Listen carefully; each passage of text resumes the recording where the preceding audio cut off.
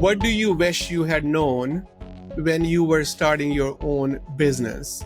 For folks that are getting started, to focus on leadership, focus on people and how to manage them. There's a line that I've learned both at conferences and in the peer group is build it like you're going to sell it, even if you're not. Honestly, for me, if I was starting an MSP today, the first thing that I would do is to join a peer group. Welcome to this special MSP CEO episode of Sunny Silver Linings. This week, Sunny is focused on the common mistakes MSPs make, strategies to build a strong company culture, and common challenges that MSPs face today. Joining Sunny today, we have Greg Browning, CEO, Single Point Global, Kevin Cook, CEO, The Purple Guys, and Brent Whitfield, Director of Equity Partnerships, New Charter Technologies. And remember, if you enjoy content like this, be sure to subscribe, like, and share. Now, here's your host, the founder and CEO of IT by Design, Mr. Sunny Kayla. Over to you, Sunny. Hi, Brent, Greg, and Kevin. Welcome to Sunny's Silver Linings.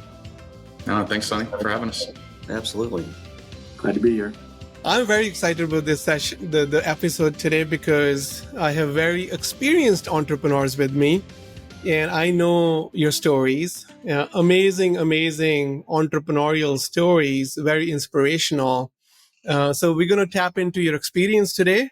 So if you have advice for a new MSP, or other way to look at this question is, what do you wish you had known when you were starting your own business? Honestly, for me, if I was starting an MSP today, the first thing that I would do is to join a peer group.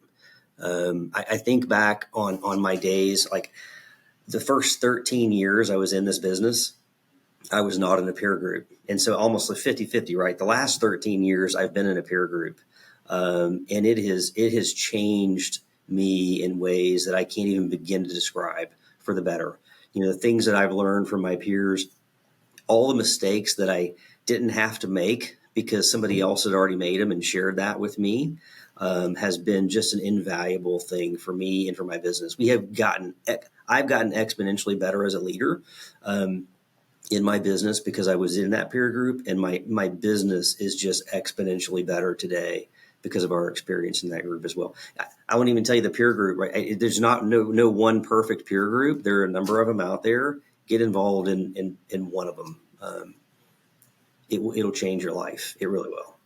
100% second that, Kevin. It's interesting because the first 13 years of my life with Single Point Global, I was not part of a peer group. I was like, why would I share my ideas and things with competitors and things like that? And it was a really bad way of thinking. And when I finally joined one, the last 3 years has been instrumental to the way I've been running and changing Single Point Global for the better.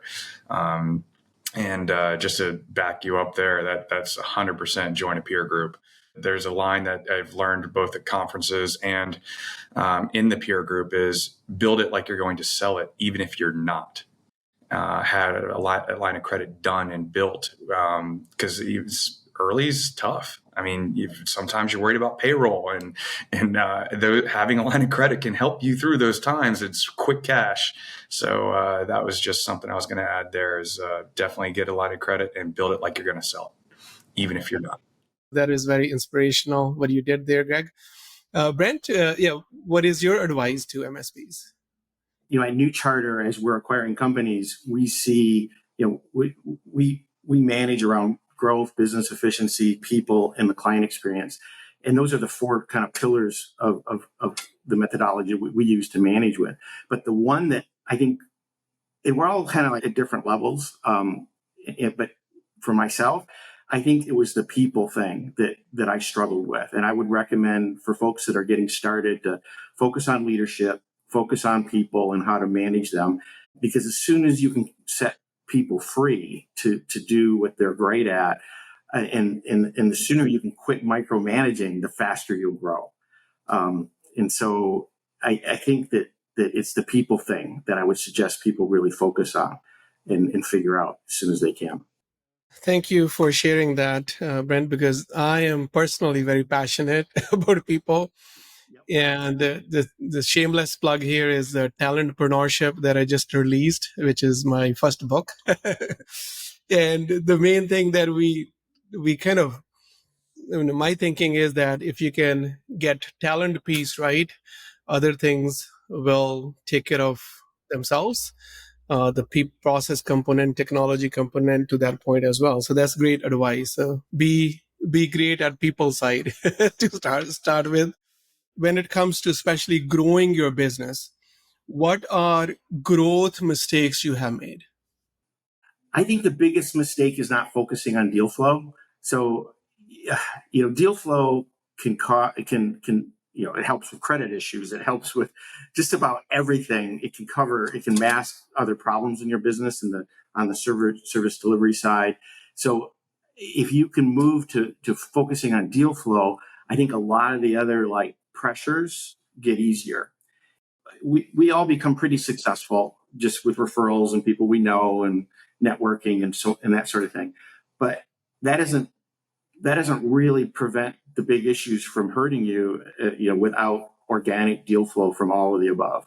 And so, building out your sales team, increasing improving your SEO and your pay-per-click and whatever other means that work well in your market, appointment setting, whatever. Focusing on deal flow though can actually prevent a lot of issues that pop up in a business.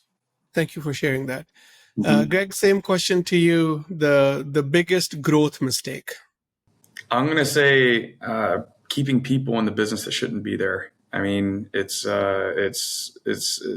hard.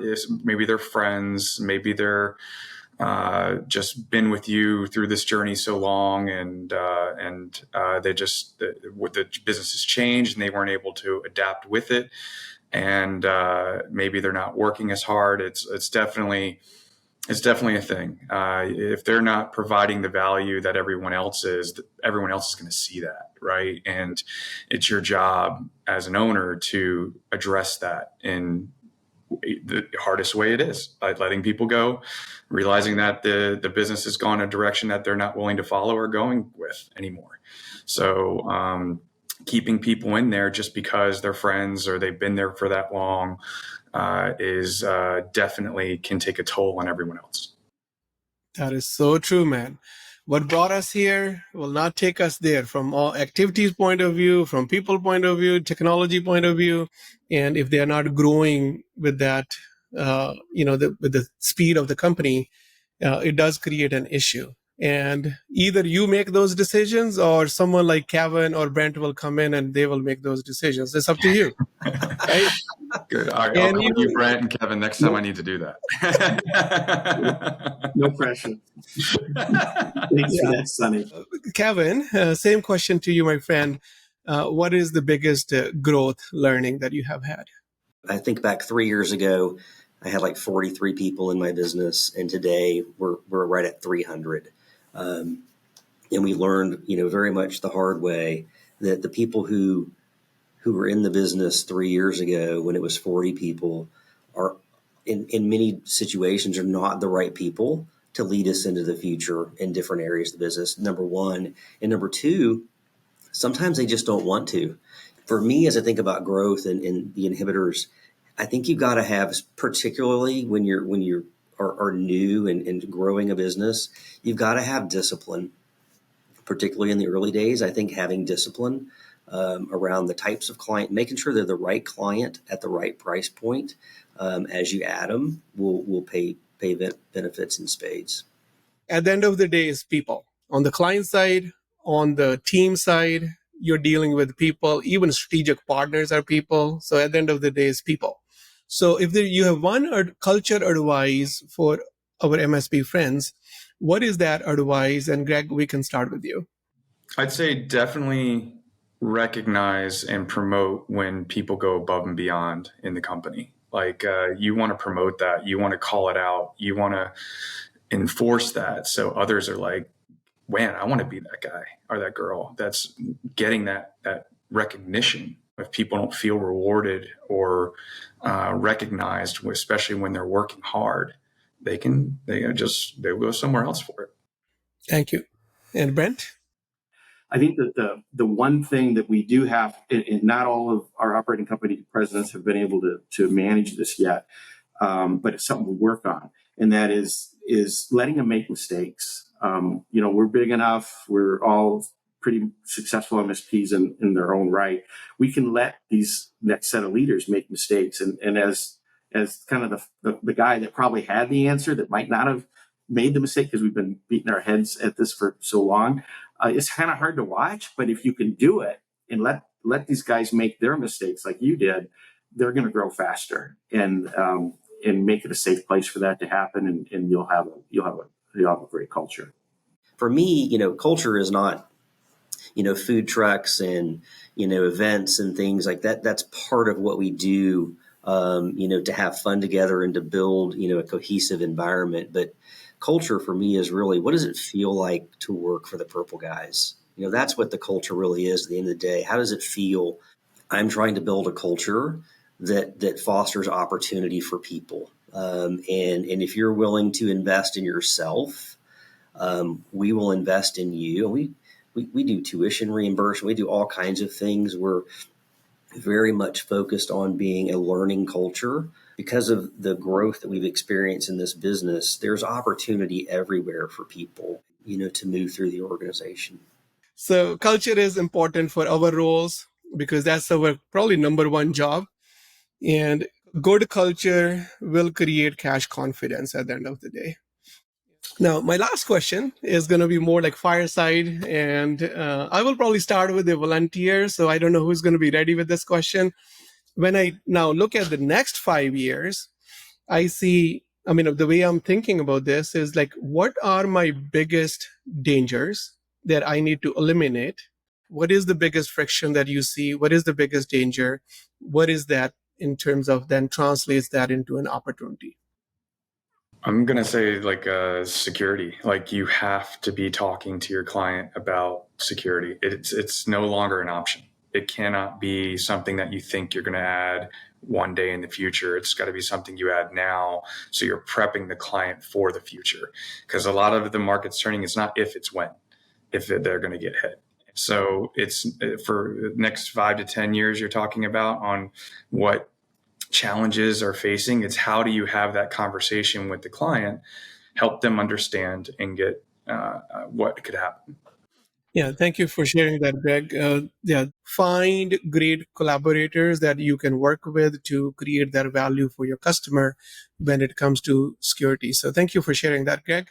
And Brent, can we come to you now? Are you ready, my friend? I am. Okay. I was actually ready to go first this time because this is kind of near and dear. No, it's all good. It's all good. It's probably better this way. Providing our clients, great security is kind of like what we got to do. And so I agree completely with what Greg says. I'm not going to repeat that piece, but the thing that I'm going to talk about is us as MSPs. I think that it's not a matter of if, it's a matter of when our tools get compromised and suddenly we're in a difficult situation with all of our clients. So that in order for us to be there to help our clients with their businesses and security, we need to be hyper focused on our own stores and our own cloud environments and our own tool sets. And honestly, I didn't think I could keep up with that at the level that I needed to before I became part of New Charter. And so I think that getting involved with the platform sooner that has the ability to fully manage and the security aspects of each of our practices has helped me sleep better at night. And it also it basically makes us available and better to be able to handle the security needs of our clients. So it's kind of like we got to take care of ourselves first, and that's the way I chose to do it. And then we can take care of our clients. It's one of the most common conversations that we have with MSP owners. You talked about, 10 years ago, there's all these inflection points, right, over time where, we have constantly, evolved ourselves and, okay, this is what we used to do. Like nobody has zip drives anymore, right? Like the world evolves and our businesses have to evolve with it. Many of the MSP owners that we've talked to, number of those that we've acquired in the last few years, have come to this place in their evolution where they have said, you know what, I don't want to evolve again. I've been doing this for 25 years. I've got to go make a really significant investment around security specifically. And so to Brent's point, we're able to come in and bring that, much more sophisticated approach to all things, but primarily around security, and just so, and allow them to take some chips off the table, and protect, that investment they've spent so long, building and growing, and allow them to not worry, at night anymore about, God, what happens when that happens? Nobody ever wants to be on the other side, of that transaction. So. That's so awesome. So thank you so much, gentlemen, for coming to Sunny Silver Linings and sharing your thinking, sharing your experiences so that we can learn from your experiences rather than creating our own negative experiences and then learning. So I appreciate you. Thank you for sharing your thinking. Thank you You're for welcome. having us, Sunny. Thank you for having us. Thank you for watching Sunny's Silver Linings. Don't forget to like, share, and subscribe. See you next time.